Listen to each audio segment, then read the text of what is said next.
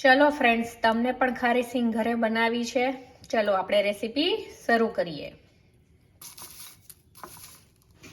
ચલો ફ્રેન્ડ્સ, આપણે ઘરે બનાવીએ ખારી સિંગ બજાર જેવી. મેં આ ગ્લાસના માપેથી મેં 4 ગ્લાસ પાણી નાખ્યું છે આમાં. અને પાણી સેજ ગરમ થાય, બોઇલ થાય થોડુંક, એટલે આપણે એમાં નાખીશું 1-2 ચમચી જેટલું મીઠું નાખીશું અંદર. અને પાણીને સેજ બબલ થાય ત્યાં સુધી ગરમ કરવાનું છે. અને આપણે આ માપની વાટકીના માપથી 2 વાટકી સિંગ લીધી છે. હવે જો આપણું પાણી ગરમ થઈ ગયું છે, હવે આપણે ગેસ બંધ કરી દઈશું આમાં. અને આ 2 વાટકી સિંગ એમાં એડ કરી દઈશું.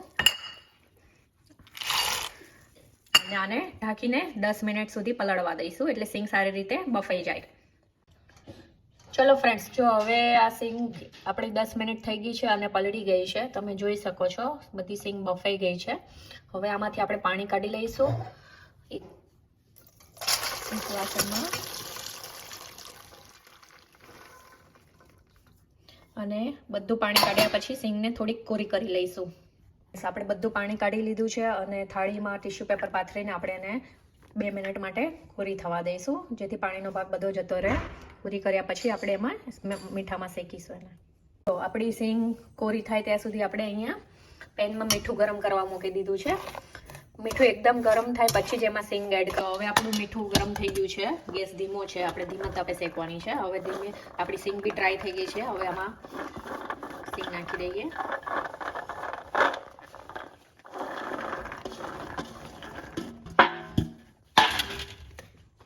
હવે આપણે આને ધીમા તાપે શેકવાની છે. ગેસની ફ્લેમ એકદમ સ્લો રાખવાની. અને આને શેકાતા થોડીક વાર લાગે છે.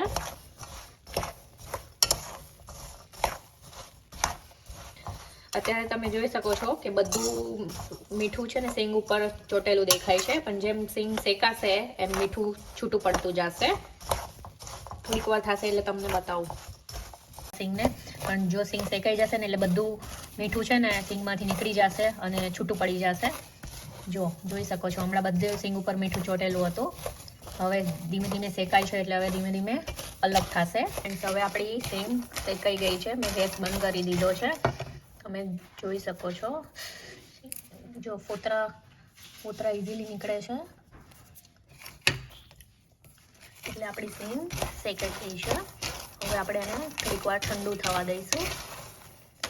ઘરે રેડી થઈ ગઈ છે. તમે પણ જરૂર ટ્રાય કરજો અને મને કમેન્ટ કરીને જણાવજો. તમને ગમ્યું હોય તો please like, share and subscribe my channel.